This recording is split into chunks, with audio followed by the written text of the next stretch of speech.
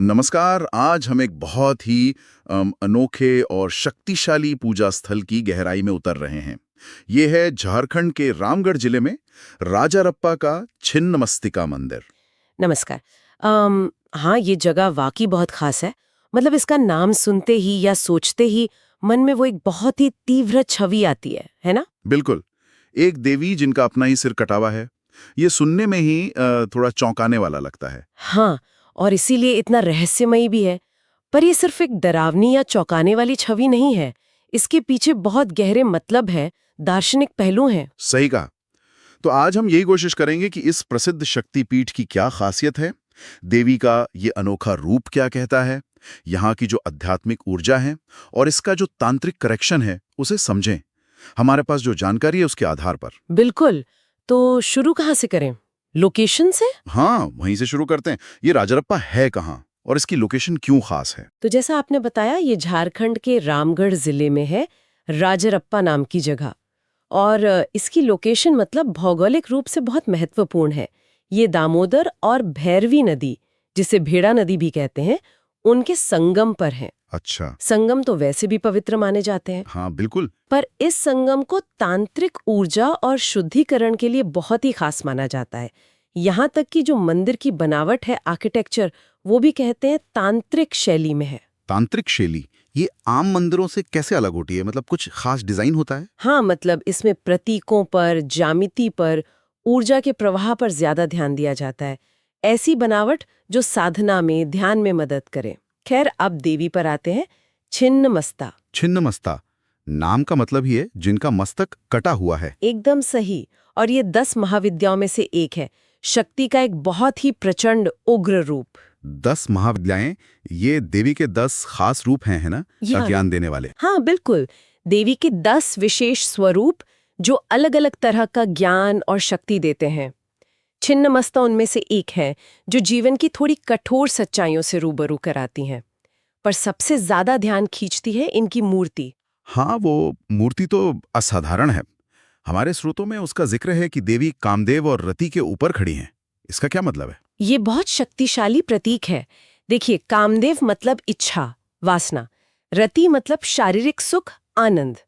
तो देवी का उनके ऊपर खड़ा होना दिखाता है कि उन्होंने इन सांसारिक इच्छाओं पर और अहंकार पर पूरी तरह से जीत हासिल कर ली है। अच्छा, और फिर वो खुद अपना सिर काट लेती हैं। हाँ, यही सबसे चौंकाने वाला पहलू है। वो अपने ही हाथ से अपना सर काट लेती हैं। देखने में ये शायद डरावना लगे, पर इसका आध्यात्मिक मतलब बहुत गहरा है। और गर्दन से खून की 3 धाराएं निकलती हैं। एक वो खुद पी रही हैं और 2 अपनी सेविकाओं को पिला रही हैं, डाकिनी और वर्णिनी। बिल्कुल, ये समझना बहुत जरूरी है। एक धारा जो वो खुद पी रही हैं, वो जीवन के चक्र को, आत्मनिर्भरता को दिखाता है।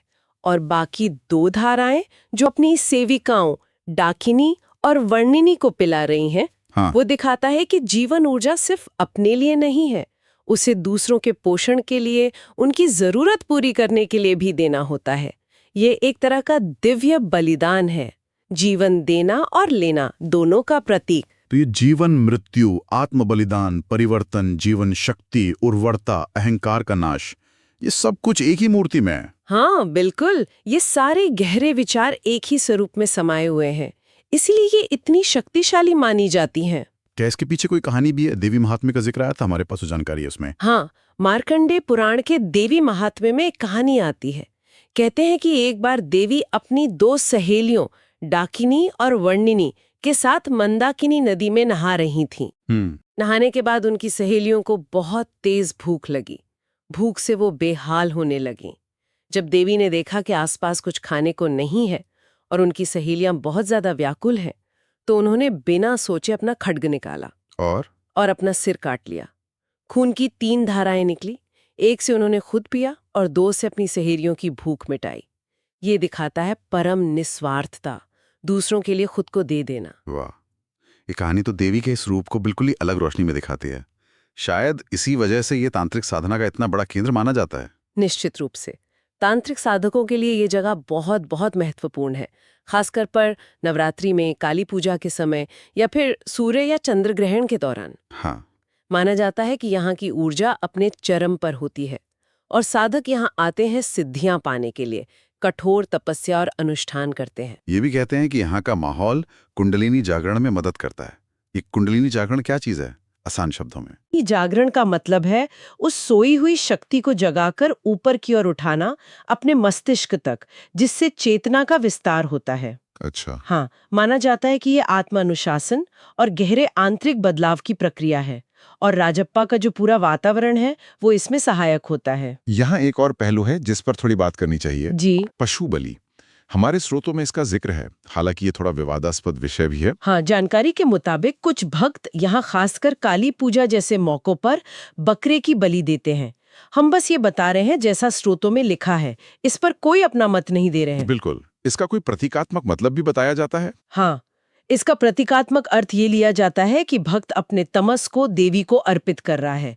तमस मतलब अपने अंदर का अंधकार, अज्ञान या जो भी नकारात्मक गुण हैं, बुराइयां हैं, उन्हें देवी को सौंप देना, उनसे मुक्ति पाना। तो अगर हम पूरी बात का सार निकालें तो ये मंदिर और देवी छिन्नमस्ता हमें क्या सिखाते हैं?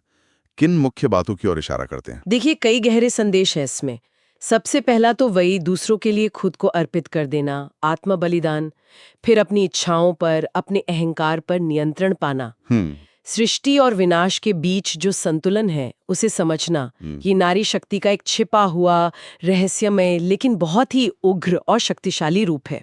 और एक बहुत महत्वपूर्ण चीज, ये देवी अद्वैत का प्रतीक है। अद्वैत यानी नॉन ड्युअलिटी, इसका क्या मतलब हुआ है? अद्वैत का सिद्धांत कहता है कि असल में सब कुछ एक ही है, कोई भेद नहीं है, कोई द्वैत नहीं। छिन्नमस्ता के रूप में आप देखिए, जीवन भी है, मृत्यु भी है, सुख भी है, दर्द भी है, बनाने वाली शक्ति भी है, मिटाने वाली भी, सब कुछ जैसे उनमें आकर मिल जाता है। हाँ, ये तो है। तो वो ये दिखाती हैं कि ये सब जो हमें अलग अलग लगता है वो असल में एक ही परम सत्य के अलग अलग चेहरे हैं। समझ गया। तो कुल मिलाकर राजरप्पा का छिन्नमस्तिका मंदिर सिर्फ एक पूजा की जगह नहीं है। ये देवी के इन विरोधाभासी रूपों, स्त्री शक्ति की प्रचंडता और खुद के अंदर बदलाव लाने की प्रेरणा देने वाला एक जीता जागता केंद्र है। यहाँ भक्ति है, तंत्र है और एक बहुत ही तीव्र, आप कह सकते हैं कच्ची आध्यात्मिक ऊर्जा का एक अनोखा संगम है। बिल्कुल। और शायद श्रोताओं के लिए एक सवाल छोड़ सकते हैं हम जाते जाते। हाँ, जरूर। देवी का ये जो रूप है, खुद का सिर काटने वाला, ये हमारी जो पारंपरिक धार्मिक सोच है, जहां हम भगवान से बस सुख और सुरक्षा मांगते हैं, उसे कैसे चुनौती देता है? क्या ये हमें जीवन और मृत्यु के इस खेल से, इस द्वैत से ऊपर उठकर देखने और अपने अहंकार के बलिदान के असली मतलब पर सोचने के लिए मजबूर नहीं करता?